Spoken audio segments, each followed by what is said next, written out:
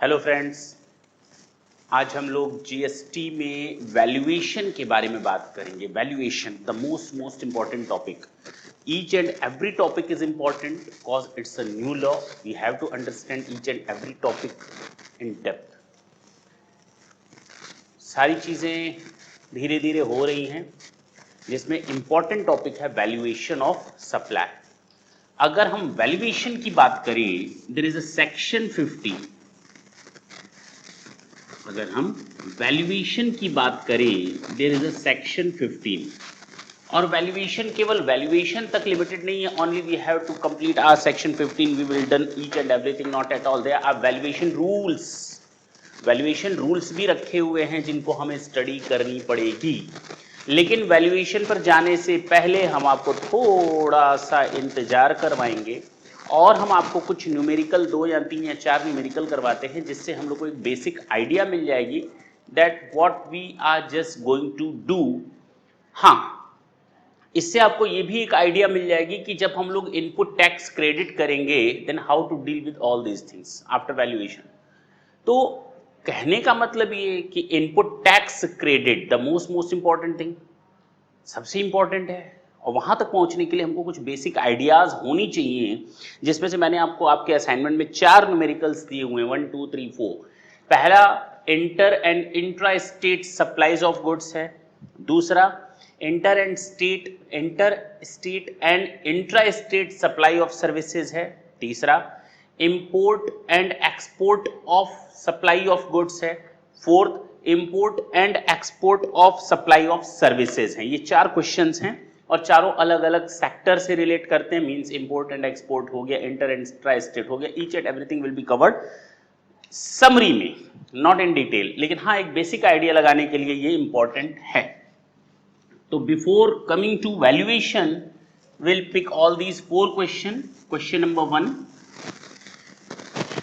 ढंग से देखेंगे, बिल्कुल इत्मीनान से, कोई हड़बड़ी नहीं है।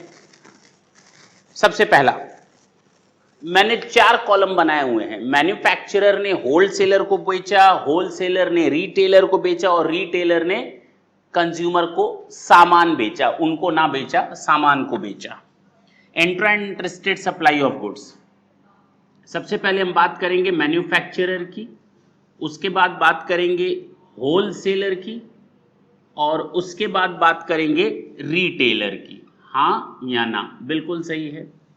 अगर हम बात करें तो मैन्युफैक्चरर जो है वो दिल्ली का है। हाँ, रेसिपिएंट भी किसका है, यानी होलसेलर कहाँ का है? दिल्ली का। यानी मैन्युफैक्चरर दिल्ली का, होलसेलर दिल्ली का। तो बताओ, मैन्युफैक्चरर ने होलसेलर को कहाँ माल बेचा? दिल्ली से दिल्ली में। तो ये इंट्रा स्टेट हो गया। क्या हो गया? अच्छा। और होलसेलर अगर दिल्ली का है तो रिटेलर हरियाणा का है, तो ये इंटर स्टेट हो गया, पक्की बात है। और रिटेलर हरियाणा का और कंज्यूमर भी हरियाणा का, तो ये इंट्रा स्टेट हो गया।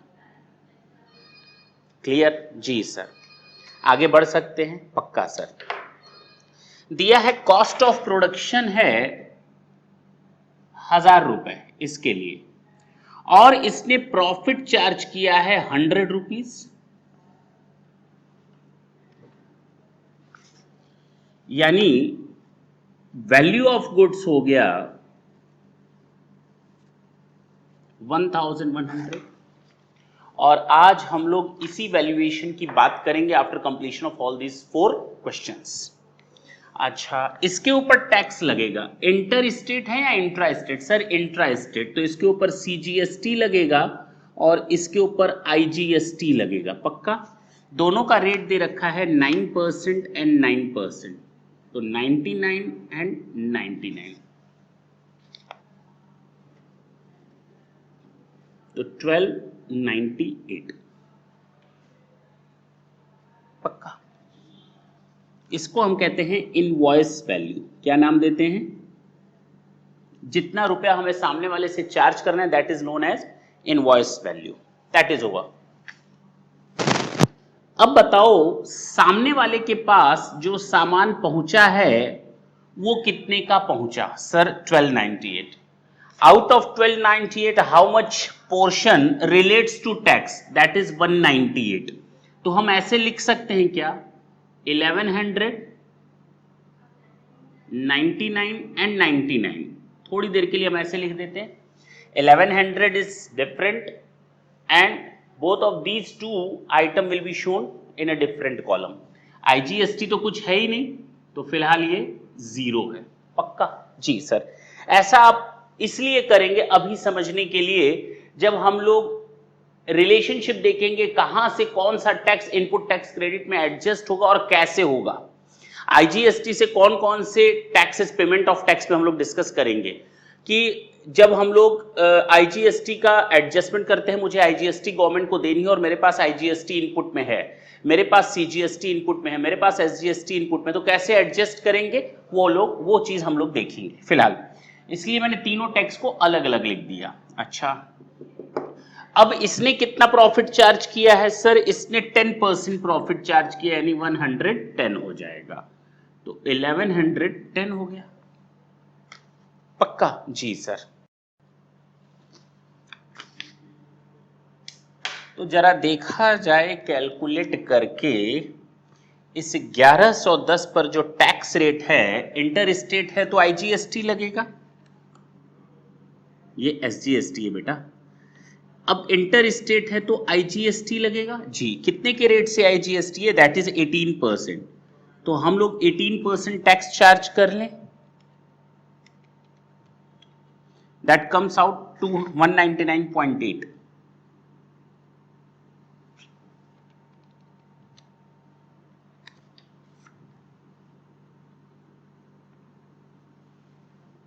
दिस इज द वे।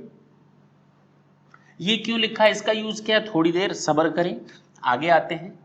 अब इसके लिए प्राइसिंग कितनी हो गई सर? 1110 प्लस आईजीएसटी का पेमेंट किया है 199.8।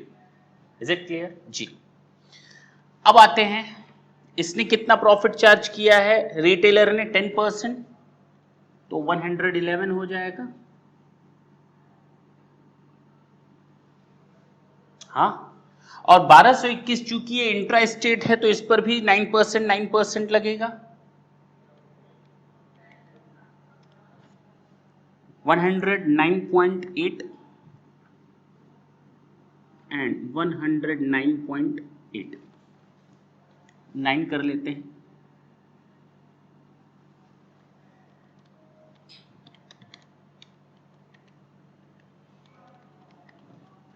$1440। दिस इज द वे। तो सर दिक्कत कहां थी इसमें? Is it clear now? दिक्कत कहीं नहीं है। अब गवर्नमेंट को कितना देना है? टोटल लायबिलिटी कितनी है?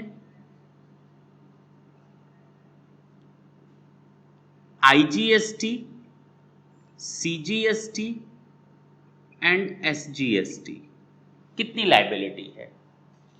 आईजीएसटी की इसके पास कोई लायबिलिटी नहीं है, 99 ही has to pay against CGST and 99 ही has to pay against SGST. That's it.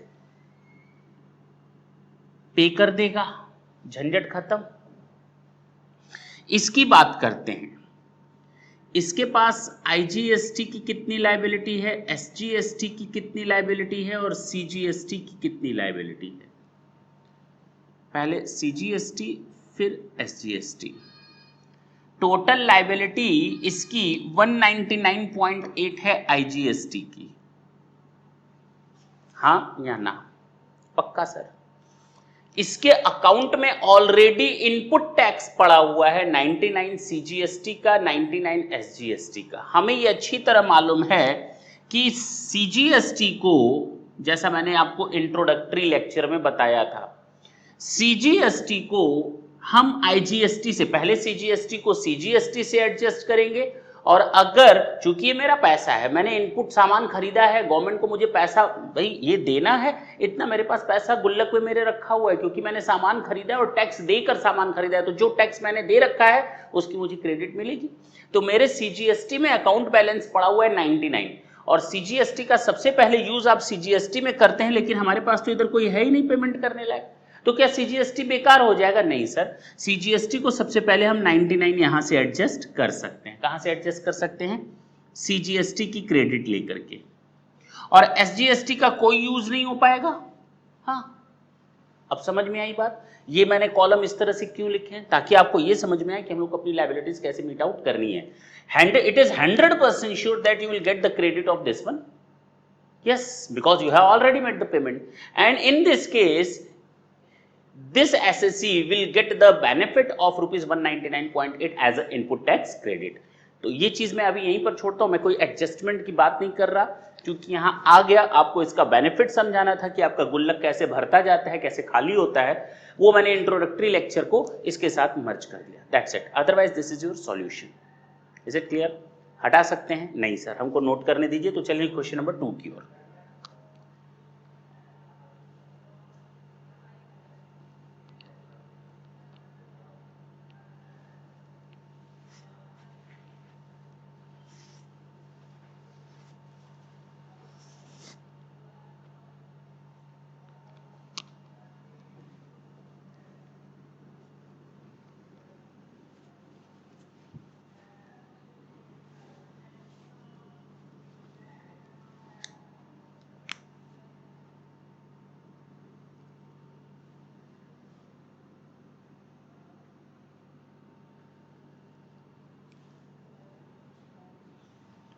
Question number 2 की बात करते हैं।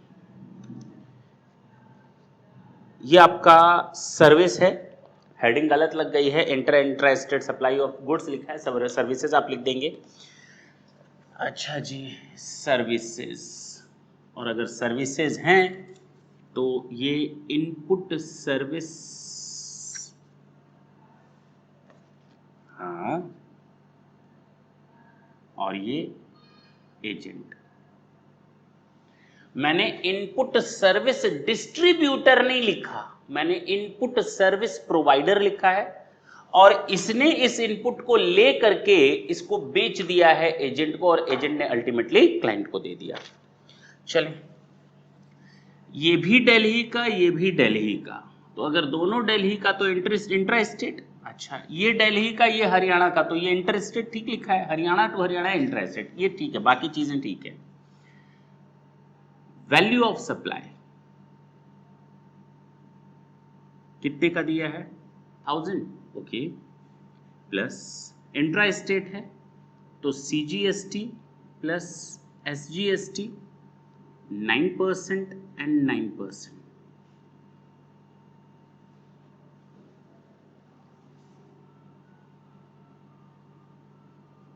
ये है आपकी इनवॉइस वैल्यू। हाँ, अब इसने सामान ले लिया कितने का? नहीं सर, आप ना 1000 अलग लिखेंगे, 90 अलग लिखेंगे, 90 अलग लिखेंगे, सीजीएसटी और एसजीएसटी अलग अलग कर देंगे, ठीक। अब इसने कितने रुपए पर सामान प्रॉफिट जोड़ा है? इसने 10%, कितने का सामान हो गया? 1100 का। और ये चूंकि इंटर स्टेट है तो आईजीएसटी लगेगा 18% के हिसाब से।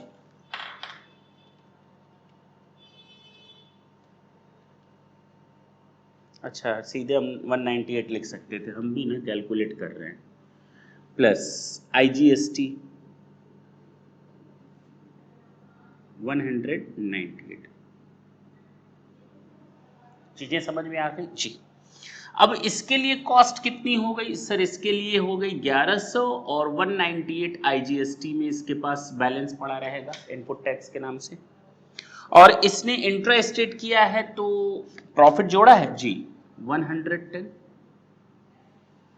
अब 1210 चूंकि इंट्रा स्टेट है तो 99% अलग अलग आएगा, 108.9, 108.9, एंड दैट वुड बी 0।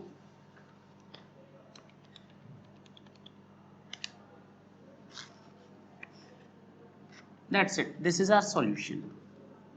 केवल बेसिक अंडरस्टैंडिंग देनी थी जो कि हम लोगों ने क्रिएट कर ली। नोट करें, थोड़ा जल्दी करेंगे तो हम लोग क्वेश्चन नंबर 3 पर चलेंगे।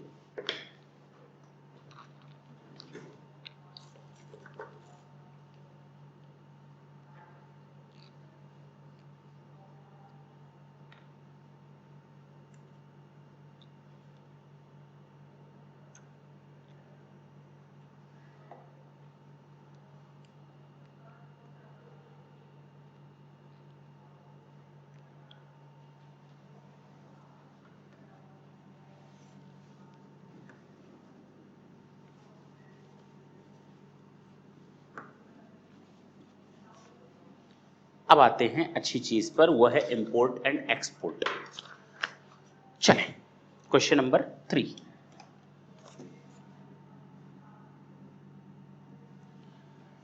एसेसिबल वैल्यू दिया है इंपोर्ट का 1000, अच्छा, जिसको हम ट्रांजैक्शन वैल्यू भी बोलेंगे। क्या बोलेंगे? Normally transaction value. सर ये क्या बला है? अरे आज हम लोग जब सेक्शन 15 कवर करेंगे ना, नीचे देखें तो ट्रांजैक्शन वैल्यू समझ में आएगा। हम उसी के लिए तो सब काम कर रहे हैं, लेकिन पहले बेसिक अंडरस्टैंडिंग तो दे दें वैल्यूएशन की। अच्छा, एसेसिबल वैल्यू हो गया, प्लस ये हमारा सामान बाहर से आया है तो मेरे ऊपर बेसिक कस्टम ड्यूटी लगी होगी। ठीक है सर, कितना परसेंटेज लगी है? 10% यानी 100 रुपीज। कितना हो गया? 1100। अच्छा, इसको उसने IGST लगी है। भाई सामान अगर विदेश से आता है तो विदेश से सामान आने पर हम उसको इंटर स्टेट गुड्स मान लेते हैं, inter state supply of goods. अच्छा, प्लस IGST कितना? 18%। कितना हो गया? That's it। अच्छा, ये सामान इंपोर्ट किया है और इसी इंपोर्ट सामान को उसने बाद में क्या किया? एक्सपोर्ट कर दिया। सेल वैल्यू क्या है? यहाँ वैल्यू ऑफ गुड्स, यहाँ वैल्यूएशन कितना है? 2000।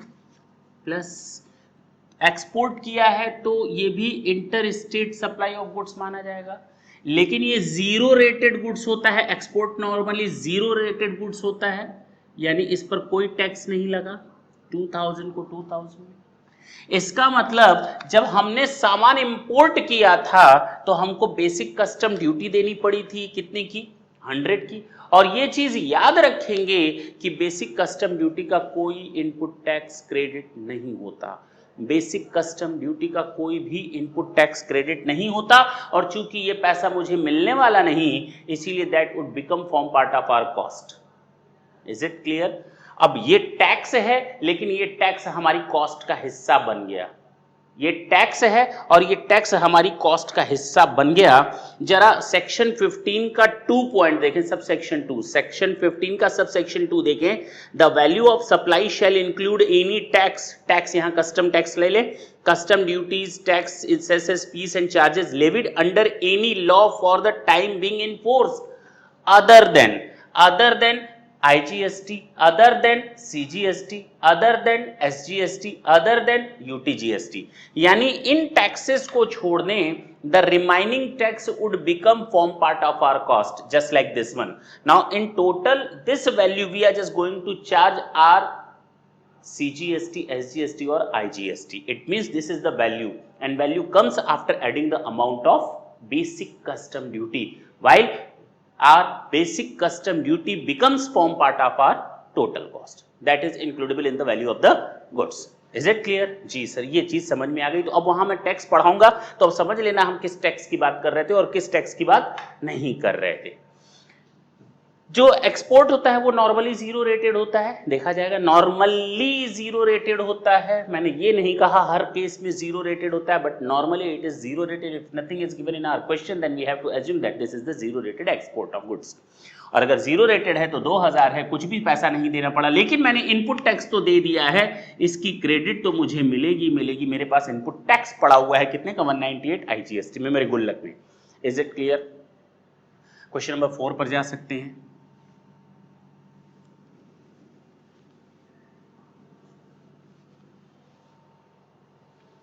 Import and export of services, the same thing is there, nothing is new in that। आप लोग कॉपी पेस्ट कर लेंगे, कुछ भी नया नहीं है।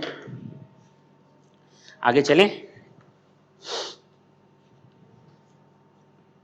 अंतर यह है कि इसमें कस्टम ड्यूटी आती नहीं। एक्सपोर्ट ऑफ सर्विसेज हैं तो इसमें कस्टम ड्यूटी आएगी नहीं, इंपोर्ट है तो कस्टम ड्यूटी आएगी नहीं। सीधे 1000 पर 180 करेंगे, या कस्टम ड्यूटी का कोई रोल प्ले नहीं होगा। अब हम आते हैं आज के अपने पर्टिकुलर टॉपिक पर, जिसको चलाना आज पर्पस था, और पर्पस तो ये भी था जो हम लोगों ने अभी देखा। सेक्शन 15 लिख लेंगे, दी मोस्ट इंपॉर्टेंट, क्योंकि इसके साथ जब हम लोग वैल्यूएशन पढ़ेंगे, घूमना फिरना शुरू हो जाएगा। आज हम लोग केवल सेक्शन 15 की उन बेसिक पॉइंट्स को डिस्कस करेंगे ताकि आपके माइंड में चीजें सेट हो जाएं कि हम लोग को वैल्यूएशन में पढ़ना क्या क्या है। वैल्यूएशन क्या, वैल्यूएशन मीन्स क्या? अगर हमें वैल्यू मालूम है, टैक्स रेट मालूम है और टाइम मालूम है। टाइम क्यों? क्योंकि इस टाइम पर जो टैक्स रेट होगा वही लगेगा। तो हम लोग को टाइम ऑफ सप्लाई देखना है जी, हम लोग को प्लेस ऑफ सप्लाई देखना है क्योंकि ये डेस्टिनेशन बेसिस टैक्सेशन सिस्टम आया है, कंजम्पशन बेसिस, तो हम लोग के लिए प्लेस ऑफ सप्लाई बिल्कुल उल्टे होते चले जाएंगे, देखेंगे। और हम लोग को वैल्यूएशन ऑफ गुड्स देखना है, valuation of goods and services यानी वैल्यूएशन ऑफ सप्लाई। अगर हम ये तीन चीजें ढंग से देख लें तो बताएं क्या हम लोग इस वैल्यू में टैक्स रेट का मल्टीप्लाई करके जीएसटी नहीं निकाल सकते? हाँ, यानी अगर हमें वैल्यू क्लियर हो, टैक्स रेट क्लियर हो तो जीएसटी आराम से निकल जाएगा। टैक्स रेट तो तभी क्लियर हो पाएगा जब time of supply of goods और सर्विसेज सही तरीके से निकलेंगे, नहीं कि जब हमको टाइम का इंसिडेंस मालूम होगा तभी टैक्स का इंसिडेंस भी सही या टैक्स रेट भी सही तरीके से हम लोग क्लियर कर पाएंगे। तो हम लोग आज जो देखने जा रहे हैं that is value of goods. Valuation क्या है, दो लाइनों में समझ में आने जा रहा है। सबसेक्शन 1 की बात करते हैं, ढंग से सुनेंगे। The value of a supply, चाहे वो गुड्स की हो चाहे वो सर्विसेज की हो, the value of supply shall be, और अंडरलाइन कर लेंगे, the value shall be the transaction value. Okay, section 15 ने बोला है कि वैल्यू हमारी ये होगी transaction value.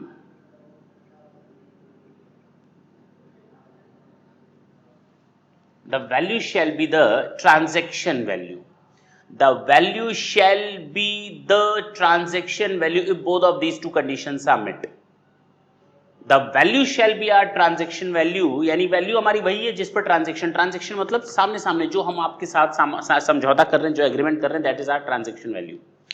The value shall be the transaction value if both of these two conditions are satisfied. The first one condition is supplier and recipient both are not the related persons and the price is the sole consideration for the supply. तो दो conditions हैं। पहला, the value shall be the transaction value if sale is the sole consideration and value of the supply is the sole consideration and supplier and recipients are not the related persons. ये transaction value तभी transaction value मानी जाएगी if पहला soul consideration होना चाहिए, दूसरा not related. ये दो चीजें याद रखेंगे हम लोग। The sale value is the sole consideration for the supply and supplier of goods or service or the recipient of the goods and service or service